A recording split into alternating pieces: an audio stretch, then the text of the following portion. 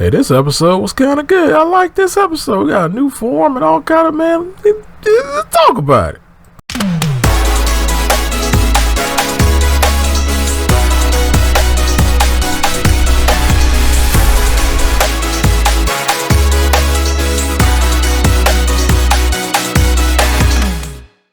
Yo, what's going on YouTube? This is your boy Kamen Zero Spike back again once again today, people. Today we're going Kamen Gotchard episode 18, and in this episode we get the revelation of who Gotchard Daybreak is, a little bit of his backstory, and some even more backstory about Ichinose's past.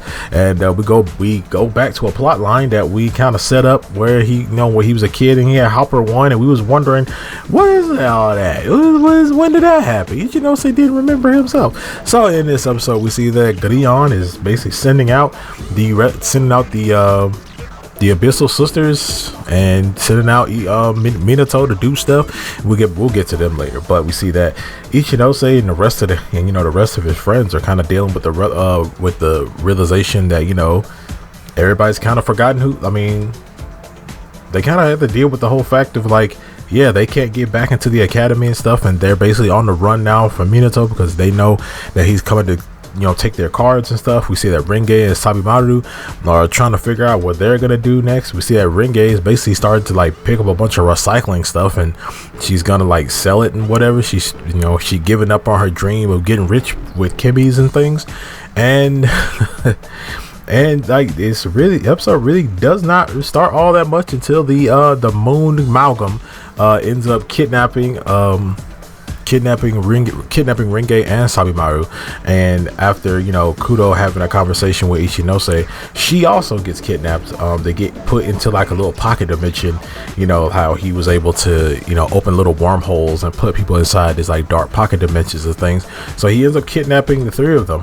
And when he kidnaps the three of them, we see Ichinose ends up getting attacked by the Moon Amalgam again. But then that's when Daybreak comes back into town, and comes up and ends up saving him. But then when he does save him, he tries to give him the Gotchard igniter, but Ichinose is no, he comes up with the idea is that, hey, I'm gonna end up making my own igniter. And he feels that he didn't want, he got tired of being saved. He got tired of I'm always the one getting saved by you, so I want to create my own igniter with my own alchemy. So we see that Gotchard Daybreak ends up giving him a Kimmy called the Time Lord. It was Time Lord Kimmy. And with that Kimmy, he said, hey, if you take this Kimmy out, maybe you can go back to the past to talk to your, to basically find your most precious treasure and bring it back here to the future. And he says, hey, but don't come in contact with your younger self. No matter what, don't come in contact with your younger self. So he's like, yeah, okay, cool. So he goes back in time, and when he goes back in time, he ends up going into the Ouroboros realm, and it's the same realm he was in when Fuga gave him the Gotcha driver. And I'm starting to think, was Ichinose born here? He sees his younger self playing with Hopper 1, playing with Steamliner, but it's a little small version of Steamliner. It's a little miniature version of him, and he's off, and he's able to go up to any Kimmy card and play with them and stuff like that. And he's talking with this kid Ichinose. He's talking to Hopper 1 and Steamliner, and he says that he wished he had these goggles, and he wished he had these special goggles because his dad has those goggles. He knew his dad, and he said his dad has these goggles, and he knew his dad won't give me any goggles, and he said I'm too young for adventuring and things like that.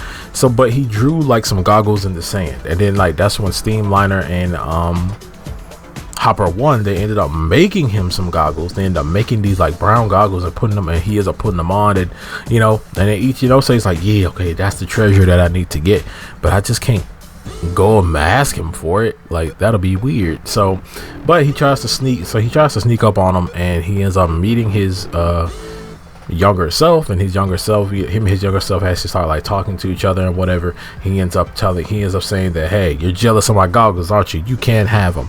So that's when Hopper One feels like something's wrong, and he drags them over to and he sees Gideon and the Abyssal Sisters. Turns out, and we know that this is the past, and it's also a different realm. But yeah, like that's when we also saw that Daybreak did tell him about how in 5 years the world is going to come to a mass extinction where humans and Kimmies are going to be extinct. And I guess that's foreshadowing even more stuff of that Daybreak is from the future, and we just see little glimpses of him in the future, seeing how the city was destroyed and things like that. So turns out Gideon is looking for Fuga, and Kudo's dad. He's looking for Fuga, and he ends up getting attacked by Sabu. Attacked by Sabu Needle. He turns him into gold. Then he has this crystal. Like he has like this silver crystal looking thing that has a whole bunch of eyes or whatever in it, and he ends up transforming Sabu Needle into like a gold statue or whatever. And yeah, it turns out Fuga's there. They end up catching Fuga there because Fuga was doing research in the Ouroboros realm, and we find out that Gideon basically spills the beans and says that he manipulated the minds of the higher ups, like the higher up alchemists in the academy. So that's why they think that Fuga is a traitor, and he ends up fighting Fuga, and he's trying to take all these Kimmies and stuff from Fuga, and he's fighting Fuga. And then that's when little Ichinose runs over to protect the rest of the Kimmies, but then that's when the big Ichinose goes in, ends up protecting his kid self, and everything just like blows up, right? So when everything just blows up, we see that kid Ichinose wakes him up, and he tells him that, hey, you can have these goggles, thanks for protecting me and my friends. And then he sees that Time Lord every time he talks, or he touches his younger self. It seems like Time Lord, he starts to like break or starts to affect him, because that's why Daybreak told him, he said, hey, don't come in contact with your younger self, like don't touch him, because it's a paradox. Y'all not even supposed to be around each other. So yeah, we see that big Ichinose ends up going back to the future. Well, back to the present, technically. He basically goes back to the present now that he has the goggles. And that's when Fuga, he walks up to kid Ichinose, and he tells him that, hey, it seems like you have great potential and stuff like that. And he ends up touching his head, and he erases his memories. And then kid Ichinose just walks away all kind of zombified, and he erased his memories. And I guess, yeah, that most likely would explain why current Ichinose does not remember any of that. He doesn't, or maybe like Fuga met Ichinose in a different way in the past, because this is technically an altered past, because that was a weird way of them meeting each other. But other than that, what is Ichinose doing in the Ouroboros, like kid Ichinose? What is he doing in the Ouroboros realm anyway? Like, was he not in the regular world? Was he not born in the regular world? I mean, he goes to school, his mom's there, but like, why was he in the Ouroboros realm in the first place? Like, and then I started to think that, oh man, sorry, I meant to say Kudo. Ichinose Kudo could be brother and sister. That's what I was coming up with. My B. Fuga is Fuga Ichinose's dad, and then that would mean Fuga and Ichinose are brother and sister. Like, that'd be weird. That'd be kind of. I was thinking that little route, but I was thinking, nah, they're not gonna do that, and they didn't.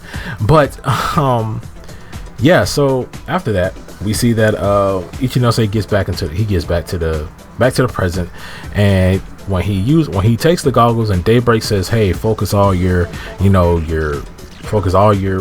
alchemy into it, like put all your deepest, darkest, like deepest, most cherished feelings into it, and then he focuses, and it transforms into his own version of the Gotchard igniter. So we see that since everybody's still basically captured, we see that Ichinose goes to go fight the moon amalgam, and when he gets to fighting the moon amalgam, he ends up he does end up saving his friends, and he ends up transforming into it was a Gotchard. It was Gotchard. Oh my god, what was the name? Yeah, Gotchard Fire Gotchard Steam Hopper.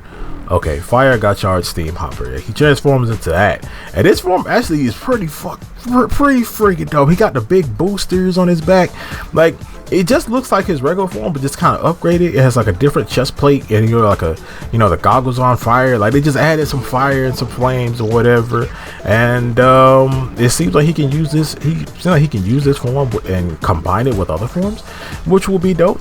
But yeah, he ends up turning into this form and absolutely beating the dog crap out of Moon. Like he incinerates him literally. This rider kick will speed. Like this is his fastest form. This is his fastest form he has, and I like this form because it's not too freaking bulky. I mean, yeah, you got those big boosters and whatever on your back, but it's still cool. Like they don't seem like they're in the way like that. Like he's still kind of sleek and slim, but you kept the blue and everything. Like he's still sleek, slim, and he still can move properly, but he's just really, really fast, and I love it. I'm good with it. It's not super freaking weird and bulky and awkward looking. Like it looks pretty cool, and he ends up using this form to defeat Moon, and Moon does try to regenerate, but then when he sees that Moon tries to regenerate, he sees the little voodoo doll that's inside, and he figures out that, hey, this is that must be how this thing was able to turn into amalgam. So now he knows how these amalgams are basically like kind of created, or he has some idea of it. But yeah, then we see that Daybreak is watching, and Daybreak goes, way to go, me. So I'm like, oh, the revelation's here. Daybreak is future Ichinose.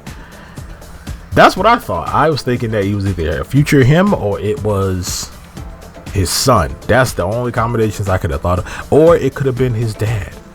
There was like 3 possibilities that it could have been. It could be himself, his son, or his dad, or like a younger version of his dad or something like that, which would have been cool. But other than that, like, yeah, so he ends up telling Ichinose that, hey, I guess it's time for me to go, because he sees the Time Lord Kimi is very injured.